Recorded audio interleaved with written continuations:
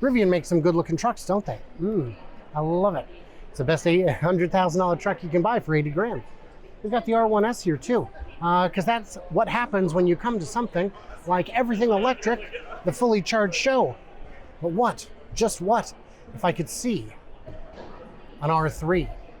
I'm Brian. Welcome to Future Ozzy.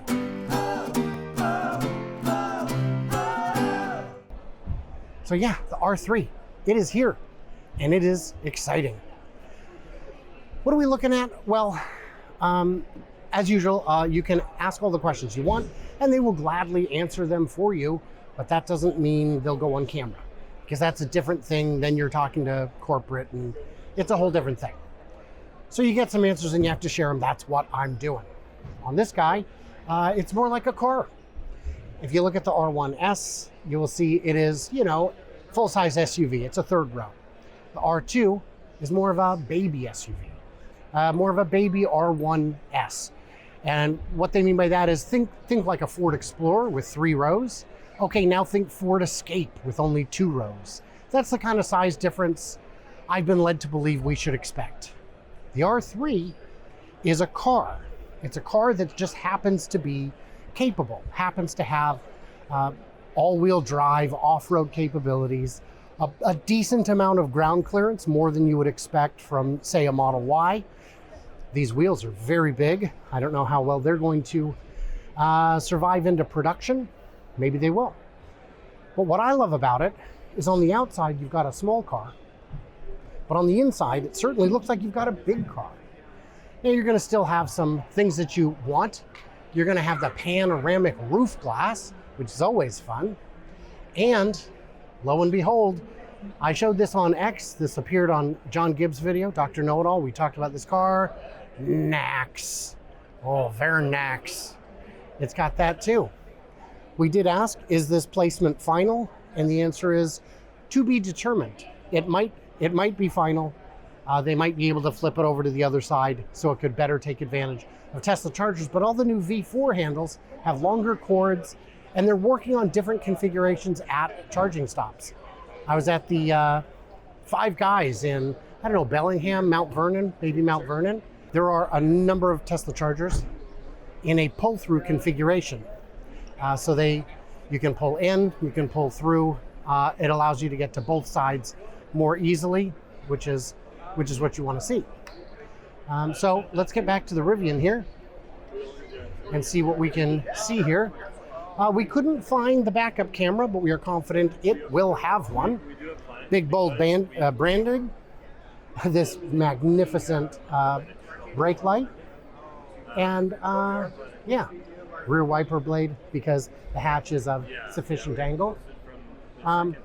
Question for you. Are you able to open this or no? I see how it is. He's, yeah, officially closed for that sort of thing. Very good. So very, very pretty. And you've still got your yellow accents behind the labeling there. That's great. I'll sneak by you, gentlemen. One thing I do enjoy is, but you've got nice displays that go, you've got one right in front of you for the speedometer and whatnot. I can tell you that this car, the R3, is not scheduled for production just yet. It appears that they wish to complete the Georgia factory first. Once the Georgia factory is complete, then they can get on to actually making it in Georgia. So this could be, I mean, we're talking realistically 2030 or beyond, which is a shame because I love it. The R2, however, will be made in Normal, Illinois, which is fantastic. They've got a huge facility out there, the former Mitsubishi factory that they bought for $12 million. On the inside, we see a lot of new efficiencies that I was hoping to see. If you watch the recent video I made about Rivian getting their costs under control, I was pointing out that the wood is very expensive on the inside of the trim. You know, all the trim work, all the woodwork, very nice, beautiful, premium, fancy, expensive. They need to add more things that are cheap but valuable instead of expensive but marginally valuable. Things like the old headlight in the door, or the flashlight in the door. I don't get I don't get a tremendous value out of that. My phone has a flashlight. Everyone's phone has a flashlight.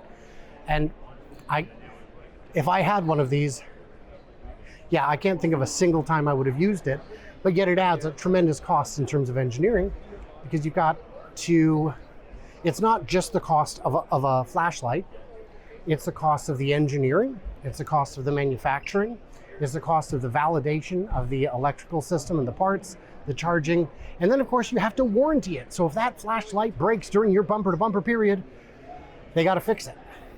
The flashlight itself, but also the charging system, the wires, the switches, all of it. Now I'm going to try and get around here. Maybe I can get a decent shot of the inside. It still has the distinctive Rivian headlights. They look like eyes, and that makes sense because you can't spell Rivian without two eyes. Pretty good system there. You've got cameras. That's a camera, right? You got cameras up there. Ooh, we're autonomy ready. And another camera right there. Oh, that's nice.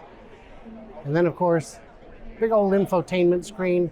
Looks like he's doing some manufacturer settings adjustments in there. Who knows what's going on. But it is one heck of a car. So I think that's probably sufficient. I guess I would say, I would ask you guys, what do you think of the R3? How cute is that? Would you buy one? And if so, what would you pay? They haven't announced pricing, which makes sense because it's so far in the future. Even adjusting for inflation, you wouldn't necessarily know what this thing would cost. But let's get us a good look at it here. That's the R3, and that is a good looking car. And probably my thumbnail too. You guys can tell me, was that my thumbnail picture? Because I bet it was. So what did I miss? What did I misunderstand? What do we think of this bad boy? Are you buying one?